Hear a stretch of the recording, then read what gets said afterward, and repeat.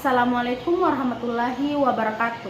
Perkenalkan, nama saya Nur Ramadhani dari Prodi Ilmu Pemerintahan NPM 091150321099. Dalam video kali ini saya akan menjelaskan tentang karya monumental umat Islam dalam IPTEX. Di video kali ini saya akan menjelaskan 4 bagian. Yang pertama, kejayaan Islam di bidang IPTEX. 2.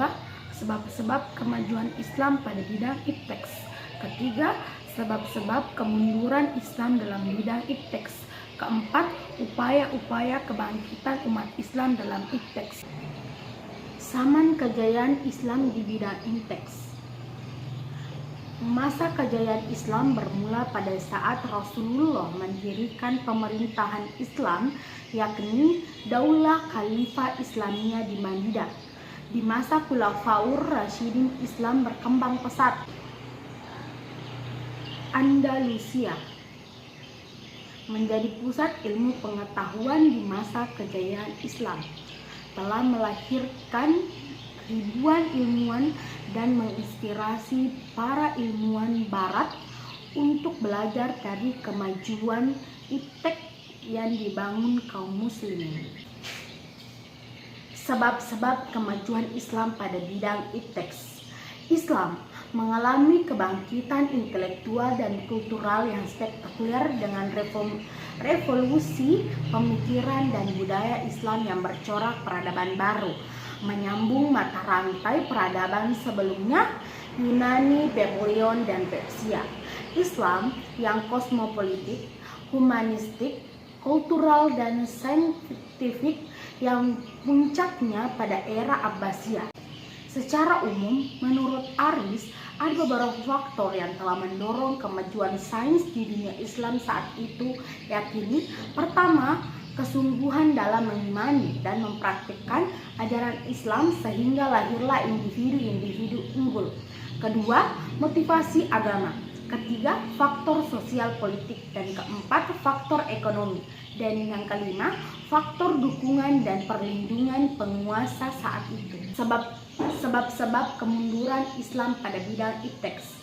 Menurut Profesor Dr. Abu Salam, seorang ilmuwan muslim asal Pakistan, kemunduran ilmu pengetahuan dan teknologi di dunia Islam lebih banyak disebabkan oleh faktor-faktor internal umat.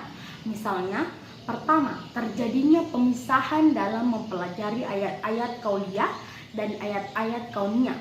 Kedua, kurang terjadinya kerjasama antara ilmuwan muslim dan penguasa setempat untuk menjaga tradisi keilmuan di dunia Islam.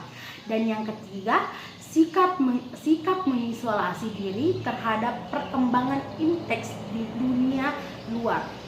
Kemunduran pengembangan ilmu pengetahuan dan Islam terjadi ketika kejatuhan Islam ke tangan Barat dimulai pada awal abad ke-18.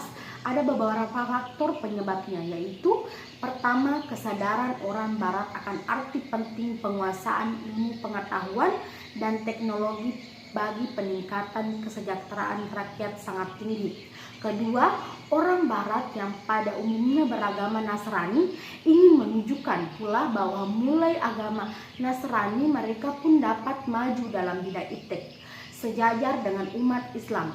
Ketiga, orang-orang Barat yang berjiwa petualang berusaha menemukan benua baru sehingga mereka menemukan pusat perdagangan baru. Upaya-upaya kebangkitan kembali umat Islam dalam IPTEX. Pertama, bekerja keras tanpa mengenal lelah untuk mewujudkan penguasaan ilmu pengetahuan dan teknologi melalui satu sistem pendidikan Islam yang betul-betul bisa dijadikan rujukan dalam rangka mencetak manusia-manusia muslim yang berkualitas, bertakwa, beriman kepada Allah. Kedua, mengirimkan pelajar untuk mendalami ilmu pengetahuan dan teknologi atau IPTEX.